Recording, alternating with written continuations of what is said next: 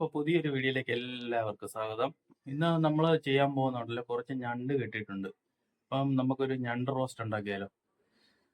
ഇതൊരു നല്ലൊരു തിക്ക് ഗ്രേവിയിൽ ഉണ്ടാക്കുന്ന ഒരു ഞണ്ട് റോസ്റ്റാണ്. അപ്പം നമുക്ക് നേരെ വീഡിയോയിലേക്ക് പോകാം കേട്ടോ.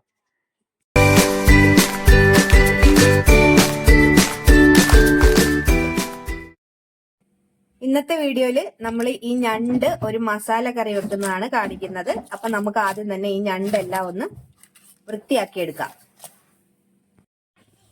അപ്പൊ ആദ്യം തന്നെ നമുക്ക് ഈ ഞണ്ടിനെ ഒന്ന് ക്ലീൻ ചെയ്തെടുക്കാം. കാലെല്ലാം നമുക്ക് ആദ്യം ഒന്ന് ഒടിച്ചു മാറ്റാം.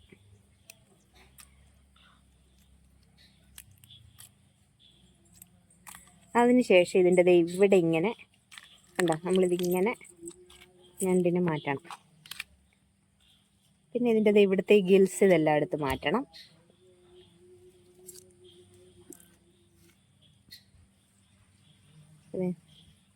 പാട പോലത്തെ ഇതെല്ലാം നെയ്യ് കഴിയുമ്പോഴേക്കും ഞണ്ടിത് ക്ലീൻ ആയിട്ടുണ്ട് കണ്ടോ.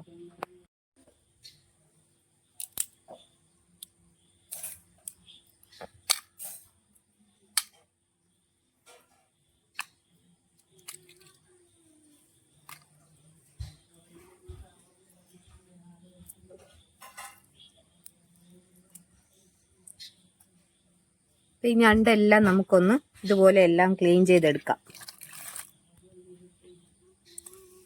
ഞണ്ട് നമ്മൾ നന്നായിട്ട് വൃത്തിയാക്കി എടുത്തിട്ടുണ്ട്. ഇതിന്റെ കാലെല്ലാം എടുത്തിട്ടുണ്ട്. ഇവർക്ക് കാലെല്ലാം കഴിക്കാൻ ഇഷ്ടമാണ്, അതുകൊണ്ട് കാലും എല്ലാം നന്നായിട്ട് കഴുകി വൃത്തിയാക്കി നമ്മൾ എടുത്തിട്ടുണ്ട്. ഇനി നമുക്ക് പുളി ഇട്ടൊന്ന് പറ്റിക്കാം.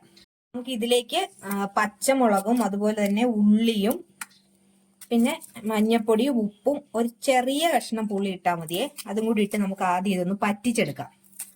ഉള്ളി നമുക്ക് ഇതിലേക്ക് ചെറുള്ളി നമ്മൾ അരിഞ്ഞു ചേർക്കുവാണേ.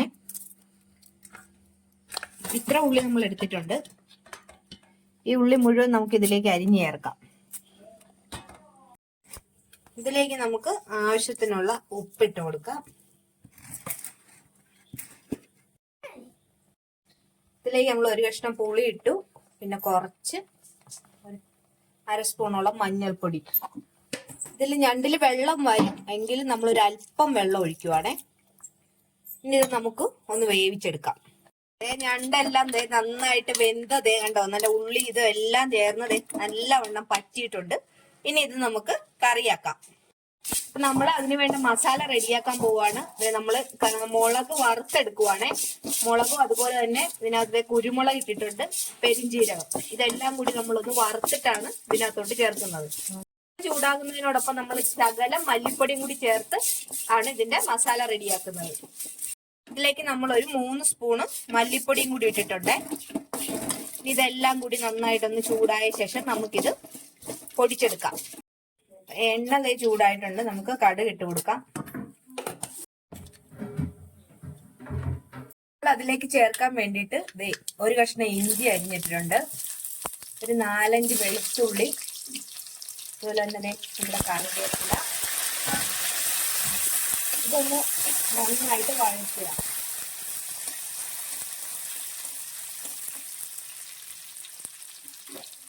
തക്കാളിയും കൂടി നമ്മൾ ഇതിന്റെ കൂടെ ഒന്ന് ചേർക്കുവാണ്. ഉള്ളി നമ്മൾ നേരത്തെ ചേർത്തായിരുന്നു. അപ്പോൾ ഇതെല്ലാം കൂടി നന്നായിട്ട് വഴറ്റിയെടുക്കണം. അതേ നമ്മള് ആ മുളകും എല്ലാം നമ്മുടെ മസാല പൊടിച്ചതാണിത്. ഇത് നമ്മൾ അതിലേക്ക് ചേർക്കുവാണ്.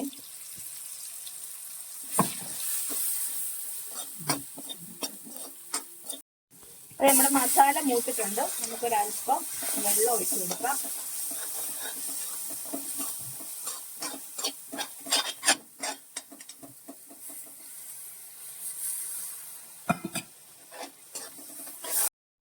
ഇനി നമുക്ക് നമ്മൾ ഈ വേവിച്ച് വെച്ചേക്കുന്ന ഞണ്ട് നമ്മൾ ഇതിലേക്ക് ചേർക്കാം.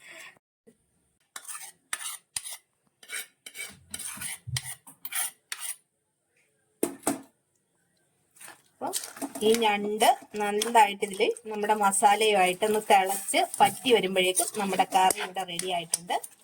അപ്പോൾ ഈ രീതിയിലും ഞണ്ട് ഇതുപോലെ ഒരു മസാലക്കറി വെക്കാവുന്നതാണ്. അപ്പോൾ നമുക്കിതൊന്ന് തിളച്ച് വരട്ടെ കേട്ടോ. അപ്പൊ നമ്മുടെ ഞണ്ട് കറി ഇവിടെ റെഡി ആയിട്ടുണ്ടേ. അപ്പൊ ഈ വീഡിയോ ഇഷ്ടപ്പെട്ട ലൈക്ക് ചെയ്യുക, ഷെയർ ചെയ്യുക, സബ്സ്ക്രൈബ് കൂടെ ചെയ്യുക, ബെല്ലൈക്കൂടെ അമർത്തുക. അപ്പൊ നമുക്ക് അടുത്തൊരു വീഡിയോ വീണ്ടും കാണാം. നന്ദി.